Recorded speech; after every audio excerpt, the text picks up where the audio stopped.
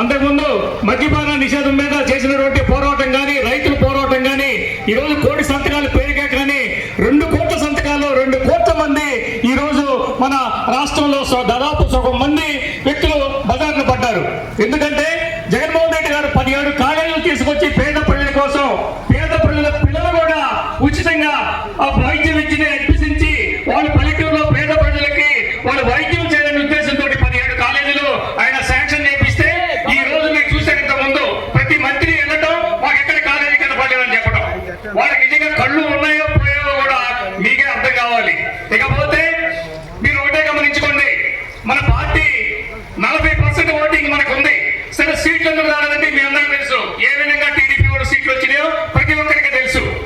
మన 40% ఓటింగ్ మనకు ఉంది కాబట్టి జస్ట్ ఇంకొక 10-15% కానీ ఓటింగ్ పెంచుకుంటే 100కి 100 జగన్మోహన్ రెడ్డి గారు ముఖ్యమంత్రి అవుతారు. ఎందుకు చెప్తున్నానంటే గ్రూపులనే తీసేయండి. ముఖ్యంగా కొండేపు నియోజకవర్గంలో మనం గెలిస్తేనే సీఎం గా జగన్మోహన్ రెడ్డి గారు ముఖ్యమంత్రి అవుతారు.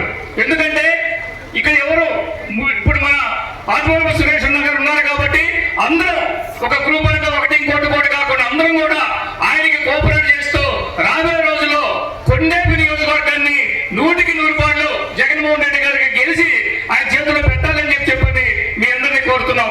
అంతేకాకుండా ఈసారి కానీ మనం గవర్నమెంట్ వల్ల ముఖ్యమంత్రి గారి జగన్ గారిని కాబోతే ఇప్పుడు పడుతున్నటువంటి బాధల కంటే ఇంకా డబల్ పడతారు.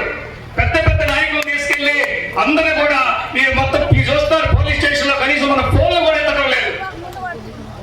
అసలు వైసీపీ మెంబర్ ఎవరైనా ఫోన్ చేస్తే ఫోన్ కూడా ఎత్తేటటువంటి ఇది లేదు. ఎందుకంటే వాళ్ళు తీసుకున్నటువంటి జీతాలన్నీ కూడా మనందరూ ట్యాక్స్ కడితేనో మనందరూ పన్నుల ద్వారా తీసుకున్నటువంటి జీతాలు, అంతేగాని వాళ్ళేం ప్రైవేట్ వ్యక్తులు కాదు. ఎవరు ఫోన్ ఇచ్చినా కూడా వాళ్ళు ఎత్తాల్సిన అవసరం ఉంది.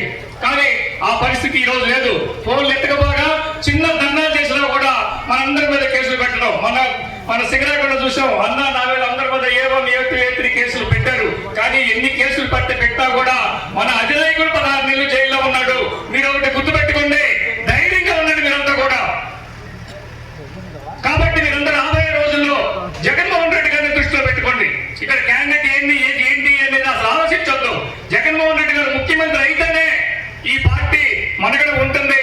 మళ్ళా మనం అందరం కూడా ఒక చోటు ఉంటామని చెప్పని ఆశిస్తూ మీ అందరూ కూడా ఇందాక చెప్తున్నారు, డిఈ కానీ మన ఎంపీపీ కానీ ఈక్వల్ చేయటం కాదు, ఇది పక్కాగా వైసీపీ మండలం.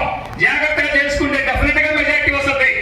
మీరందరూ కూడా ఆ దిశలో వర్క్ చేసుకుంటూ చిన్న గొడవలు ఉంటే అనలేసుకొచ్చి దగ్గరికి వచ్చి కూర్చోవడం, లేకపోతే కరీంనగర్ ఉంటారు, లేకపోతే మనం అందరం కూర్చొని మాట్లాడుకొని రాబోయే రోజుల్లో భారీ ఎత్తున ఈ నియోజకవర్గాన్ని వైసీపీ గెలిపించాలని కోరుకుంటూ నాకు ఈ అవకాశం ఇచ్చినటువంటి పెద్దలందరూ కూడా, ముఖ్యంగా ఆదిమూలపు సురేష్